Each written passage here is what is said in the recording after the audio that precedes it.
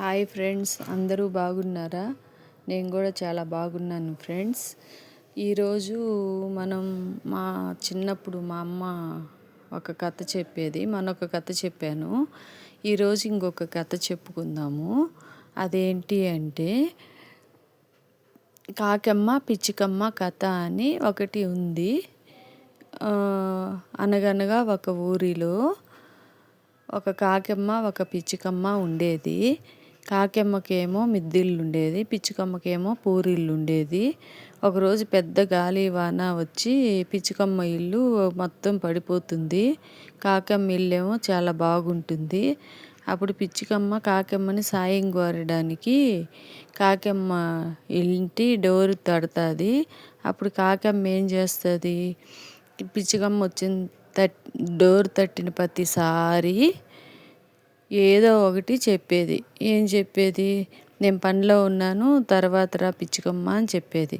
మళ్ళీ కాసేపు తర్వాత వస్తే నా పిల్లలకి స్నానం చేయిస్తున్నాను అని చెప్పేది. మళ్ళీ కొంచెం సేపు తర్వాత రమ్మంటే మళ్ళీ వస్తే మళ్ళీ ఏమంటే నా పిల్లలకి అన్నం తినిపించుకుంటున్నాను, తర్వాత రాపో అంటది. మళ్ళీ కాసేపు తర్వాత వెళితే మా ఆయనకి నీళ్ళు తోడుతున్నాను అని చెప్తుంది. మళ్ళీ కాసేపు తర్వాత మా ఆయనకి రుద్దుతున్నాను, మా ఆయనకి అన్నం పెడుతున్నాను. అట్లా అట్లా అట్లా చెప్పి చెప్పి బాగా పిచ్చుకమ్మ చాలా బాధ ఎక్కువైపోయి విసిగి చెంది చనిపోదామని దూరంగా నడుచుకుంటా వెళ్ళిపోతూ ఉంటుంది. వెళ్ళిపోయి ఒక పెద్ద చెట్టు అడ్డం వస్తుంది.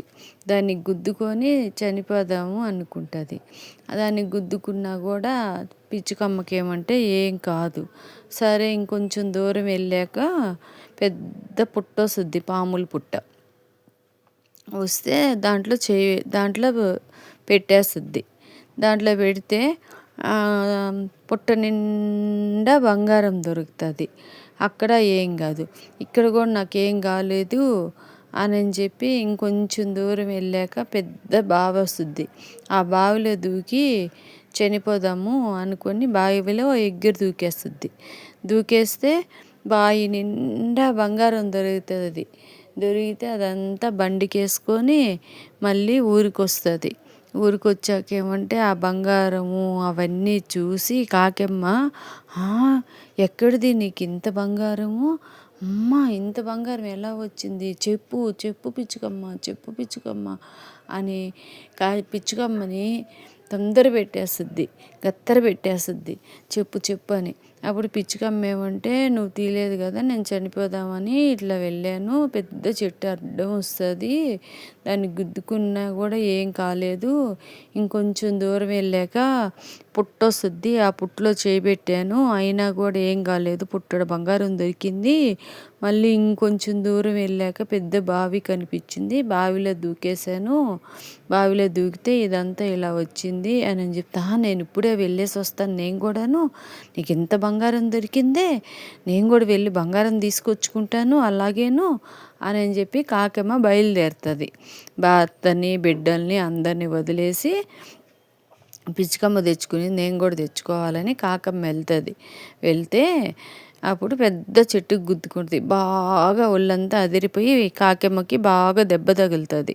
అలాగే కొంచెం దూరం వెళ్ళాక ఆ పుట్టలో చేపెడుతుంది. పాములు, చీమలు, జెర్రీలు అన్నీ కరిచి పెడతాయి. అలా అలా ఏంటబ్బా ఇలా జరిగిందని చెప్పి ఇంకొంచెం దూరం వెళ్ళాక పెద్ద బావి కనిపిస్తుంది. ఆ బావిలో ఎగ్గురు దూకేస్తుంది. ఎగ్గురు దూకంగానే ఆ బావి నిండా తేళ్ళు, పాములు, రాళ్ళు, రప్పులు అన్నీ కుట్టి కుట్టి కుట్టి కుట్టి కుట్టి చంపి పారేస్తాయి. అక్కడే చనిపోతుంది కాకమ్మ. అప్పుడు కాకమ్మేమో దురుద్దేశంగా అలా చేయడం వల్ల కాకమ్మేమో చనిపోతుంది. పిచ్చుకమ్మకి ఏమంటే నిస్వార్థంగా ఉంటుంది కాబట్టి, మంచిది కాబట్టి, తనకి ఏ కల్మషం లేదు కాబట్టి పిచ్చుకమ్మకేమో అలా దేవుడు అలా కల్పిస్తాడు. హ్యాపీగా ఇంటికి బంగారంతో వస్తుంది, పిల్ల పాపలతో చాలా చాలా సంతోషంగా జీవిస్తూ ఆనందంగా ఉంటుంది. కాకేమో చనిపోతుంది. ఈ స్టోరీ మా అమ్మ మాకు చిన్నప్పుడు నిద్రపోయేటప్పుడు మాకేదో ఒక కథ చెప్పు అని చెప్పి నేను నా చెల్లెలు అడిగితే ఎక్కువ ఈ కథ చెప్తా ఉండేది. అది ఇప్పుడు మీకు చెప్పాను. ఈ కథ అందరికీ నచ్చుతుందని నేను అనుకుంటున్నాను. మీకు నచ్చినట్లయితే లైక్ చేయండి, షేర్ చేయండి, సబ్స్క్రైబ్ చేయండి friends. Please subscribe, like please. Bye friends.